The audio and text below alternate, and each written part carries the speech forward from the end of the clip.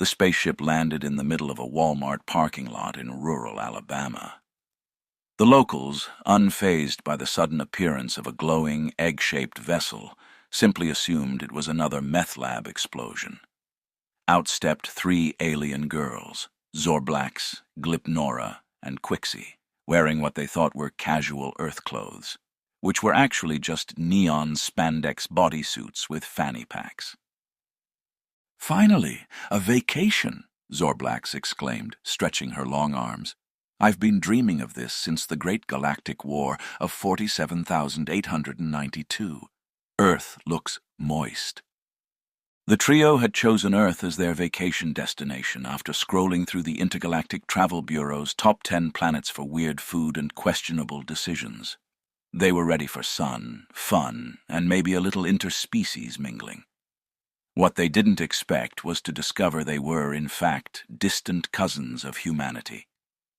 The revelation came during a wild night at a karaoke bar called The Singing Possum. Rick Bobby Bill Jr., a local with a mullet and a penchant for moonshine, had just finished belting out a heartfelt rendition of Sweet Home Alabama when Zorblax approached him. "You sing like a dying wumblat," she said, her voice tinged with admiration. "I like it." Rick, unfazed by her glowing green skin and third eye, grinned. "Well, darling, you look like my ex-wife, but with more limbs. Want to dance?"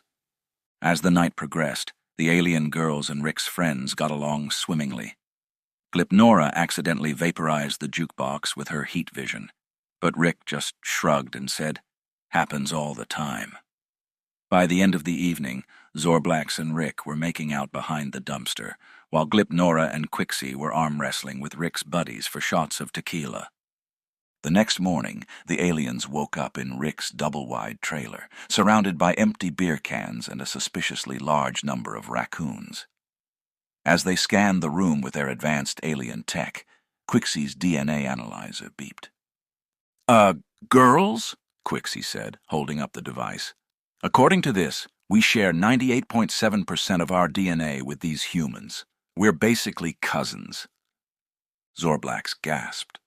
"Cousins, like kissing cousins." Rick, who was frying eggs on a hot plate, chimed in. "Well, shoot. I once made out with my second cousin at a family reunion, so this ain't nothing new to me. Y'all want a syrup?" The aliens exchanged glances. On their home planet, accidentally mating with a distant relative was considered a major faux pas, punishable by exile to the forbidden moon of shame. But Earth was different. Here, people seemed to embrace their questionable decisions with pride.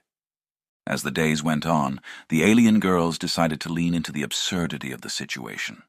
They took Rick on a whirlwind tour of Earth's finest attractions: a Waffle House, a monster truck rally, and a questionable alien museum that claimed Elvis was abducted by aliens in 1977. Along the way, they discovered more about their shared ancestry. Turns out thousands of years ago, a group of human colonists had left Earth in search of habitable planets. They never returned, and their descendants evolved into the alien race the girls belonged to. The colonists had been declared lost to the stars, but really they'd just gotten distracted by space casinos and intergalactic reality TV. By the end of their vacation, the alien girls had grown fond of Rick. Sure, he was a little rough around the edges, but he had a heart of gold and a knack for fixing spaceships with duct tape and chewing gum. "You know," Zorblax said, "we could take you back with us. You'd be the first human to visit our planet." Rick thought for a moment, then shrugged. "Well, I ain't got nothing better to do. Let's go."